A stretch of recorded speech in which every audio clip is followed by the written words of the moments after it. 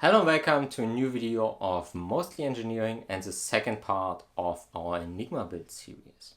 And today I want to talk about the goals of the project and the resources I'm going to use. So first of all, the goals I set myself for this project. In the end, I want to have a machine that looks and feels like a real 1930s, 1940s Enigma when it's in normal use, like typing a message, coding it, encoding it, setting it up like it's intended to do. So, for example, if you open the machine up to change the rotors, it should still look like a real machine and also feel like a real machine. So, metal parts should be made out of metal so that they are cold to the touch and so on and so forth.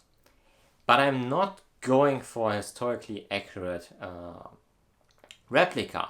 So if parts will in normal operation never be seen, I feel very freely to use modern parts, modern manufacturing technologies that makes the life easier.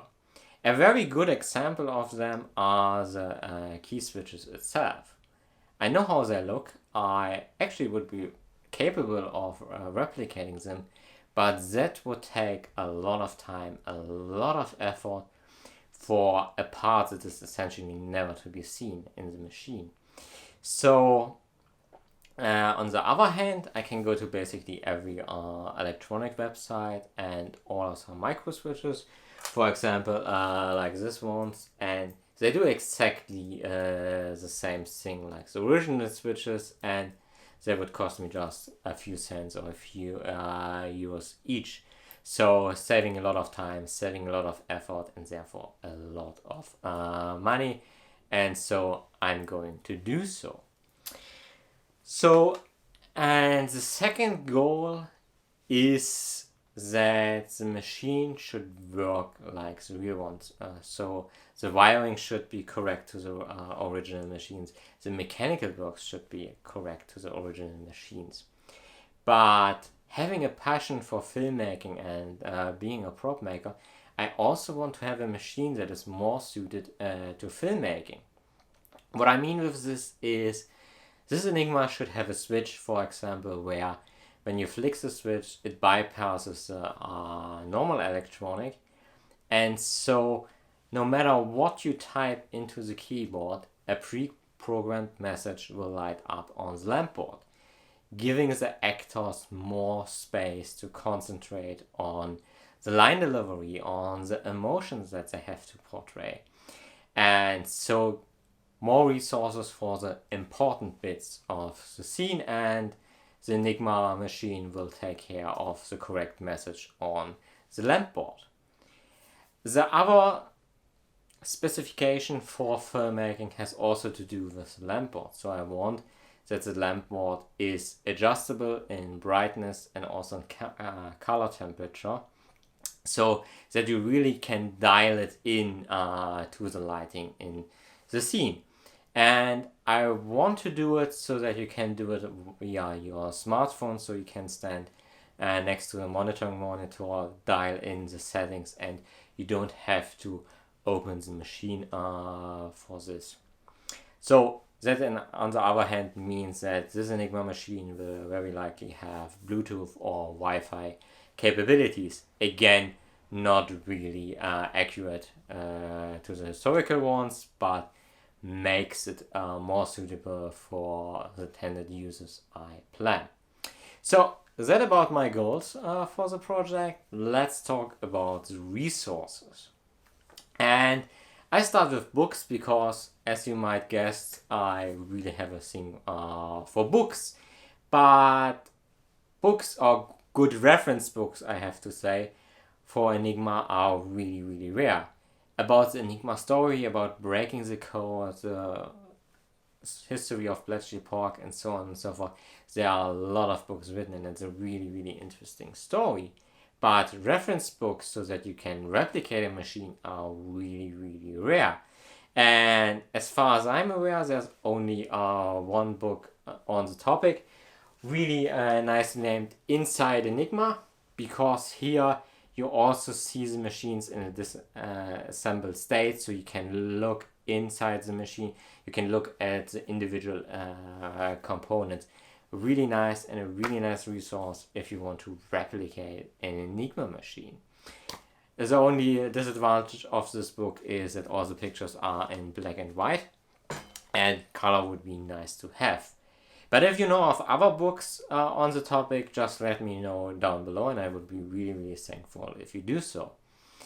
So, my other references are all web-based, so let's go over to my computer, talk about these resources, and also talk a little bit more about the exact variant I'm trying to replicate. So, welcome to my screen now, and the first resource I want to share with you is cryptomuseum.com. So, if you are into cipher machines, this is probably the website for you. But we are here to talk about the Enigma machine. And Enigma with cipher machines is probably always the biggest topic. And here we find lots and lots of information. And really good information if you want to replicate a machine, because this website goes into detail with more or less every single aspect of the machine. And we also find more or less for every topic really nice reference pictures. And then under each article, you find the reference the website used, so you get additional information. And there's also a point about replicating Enigma machines, so there's that for you. But here we are on the landing page, and what I want to talk here about is the model of Enigma I want to build. Because if we scroll down, we find the Enigma models, and you see that there is quite the selection to choose from. So we have here in above the early versions, the still commercial versions of the Enigma. Then we have some specialty variants like the Enigma Z, what was built to encrypt numbers, and some export versions and so on and so forth. But if we are talking about Enigma, most people think immediately on either the Enigma 1, M3 or M4. And what I want to replicate is the Model 1. So let's click on here for a second and scroll down so that we can see the opened machine. So an Enigma 1, this is the version used by the Army and Air Force, while the M versions were used by the Navy. Now, the Enigma 1 is characterized by the plug board in the front. Then we have the keyboard, the lamp board, and 3 rotors. Like the M3 version is exactly the same, and the M4 version has 4 rotors instead of 3.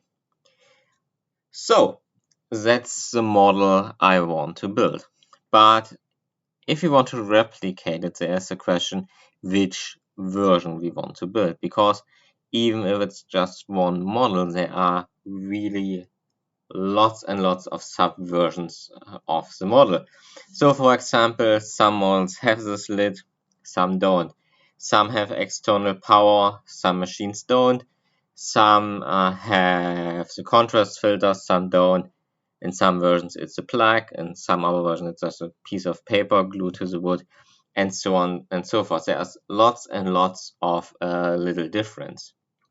And this comes mainly due to the fact that this machine was produced over more or less 10 years, and that several companies produced it. And each company had their own little flavor, so their own style of the keys, for example, and so on and so forth.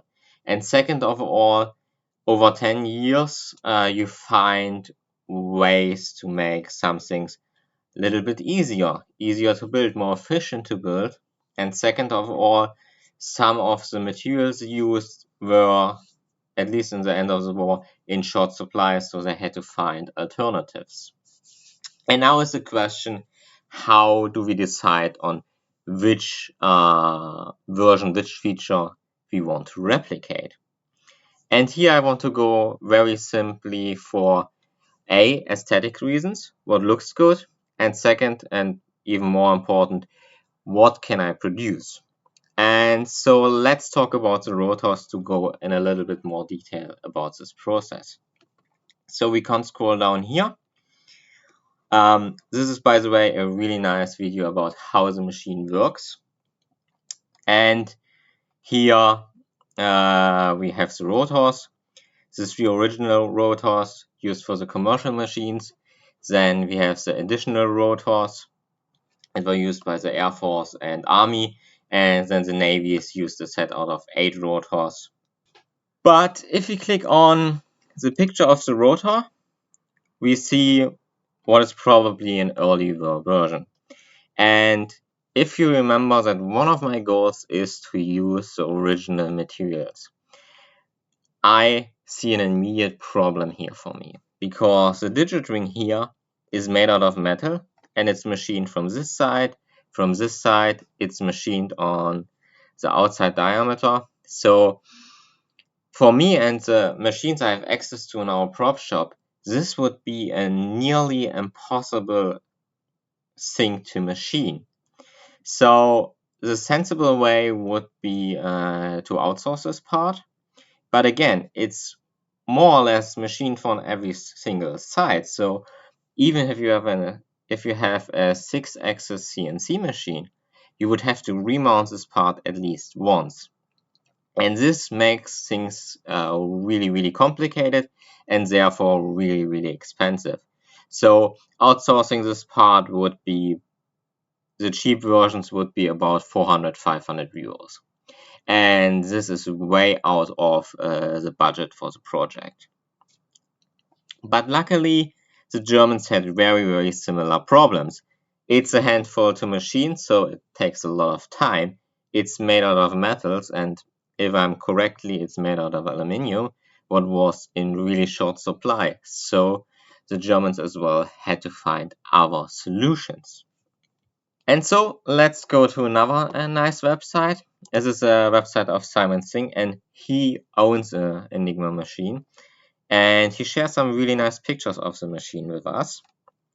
So also nice video.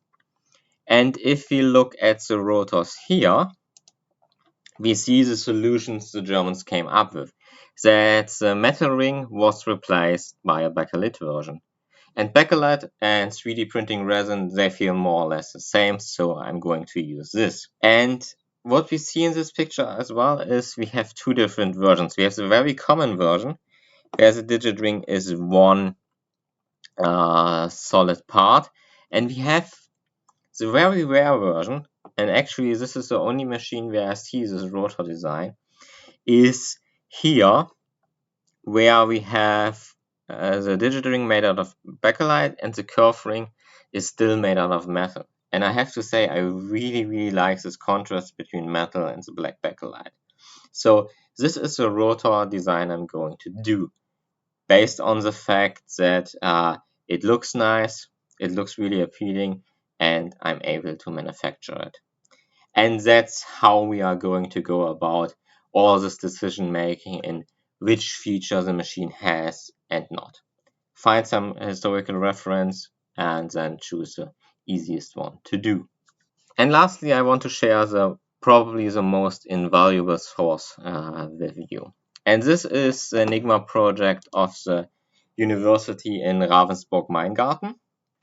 And here, Professor Ertel and a team of his students, they replicated an Enigma machine. So Professor Ertel, he teaches data security, and Enigma being one of the first widespread technical implementations of data security, he wanted to replicate a machine.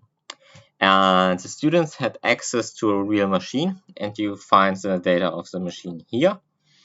And they were allowed to take it apart, make measurements and drawings of it. And then one of the students, Miss Jans, she took on the monumental task to turn all the sketches and the measurements into technical drawings.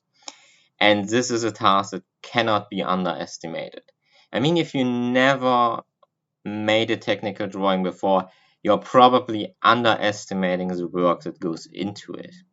And we have to remember that an Enigma machine has hundreds and hundreds of parts. So it's just a godsend that she did that work, and we can download the drawings here. So let's have a short look at the rotor drawings, and you see this makes our job so much easier. I mean, the only thing better than this would be to have an original machine by ourselves, or have the original engineering blueprints. But this will never be happen, so this is the best thing that could happen to us. But again, we have to adapt this plans a little bit. First of all, because these plans are like the original machine, and I'm relatively confident that we can make some changes to make our life easier on the inside. And second of all, if we go to the pictures page, we see some pictures of the original machine. And when we click here, we see yet another rotor design. And here, also to save material and manufacturing time, the finger ring and the tooth ring are one part made out of bakelite. And to be fairly honest, I don't like this style at all. So we are going to do the two-part version. So we have to adapt it. And also the inside construction, I think we can make lots more efficient today. And second of all, and this is the biggie, the reversing rule of this machine is the D-reflector. And pretty interesting reflector design, because you could change the wiring on a daily basis. But this again makes the construction relatively complicated, and so we are going for the B reflector, where the build will be probably a lot easier, and it was also much more common than the D reflector. So we are going to this, and therefore have to come up with the plans ourselves, but should be doable. So I guess I talked enough for this video and gave you a nice insight in my resources and how I plan to make the decisions on the build. And if you know other resources, just let me know down below. Also, if you have questions and comments. And in the next episode, we will start with the rotor design. So all that's left to say now is thanks for watching, and see you at the next time. Bye bye.